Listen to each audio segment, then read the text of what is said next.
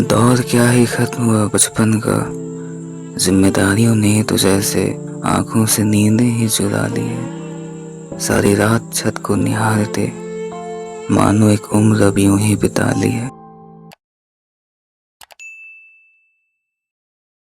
रात के कुछ 11 बज रहे होंगे। रात के भोजन के बाद मैं अपने बिस्तर पर पीठ के बल लेटा हुआ सोने की कोशिश कर रहा था। कुछ देर हो गई, नींद आई नहीं। मैंने पलकें खोली और अपनी दोनों हथेलियों को अपने सिर के नीचे रखकर छत की ओर निहारने लगा और निहारता रहा और निहारता रहा।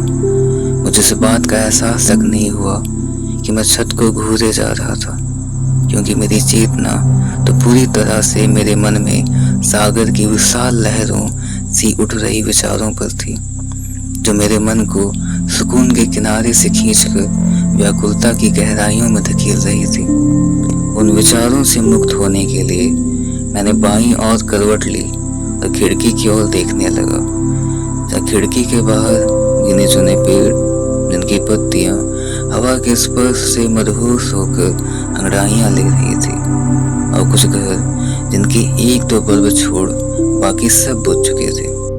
कोई शोर नहीं, सिर्फ खामोशी थी, जिस खामोशी की गोद में हर कोई बेफिक्र होकर सोया था, जो मुझे सोचने पर मजबूर कर रही थी कि अगर इस रात के सन्नाटे में मेरे मन का शोर सुनाई देता तो सारी दुनिया की नींद टूट चुकी होती और वो अपने हाथों से अपने कान बंद कर रहे होते और महसूस कर पाते कि कैसा लगता है जब बाहर इतनी शांति हो और भीतर इतना शोर।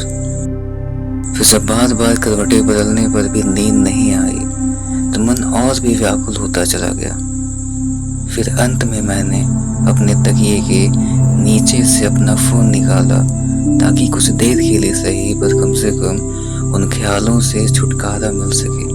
और बेमन से मेरी आंखें फोन की स्क्रीन से तब तक नहीं हटी जब तक आंखों में जलन और थकावट नहीं हुई। ऐसा करने से ऊर्जा तो नहीं मिली उन विचारों को पराजित करने की, बल्कि इतना दुर्बल हो गया कि उनसे लड़ने की शक्ति ही नहीं बची।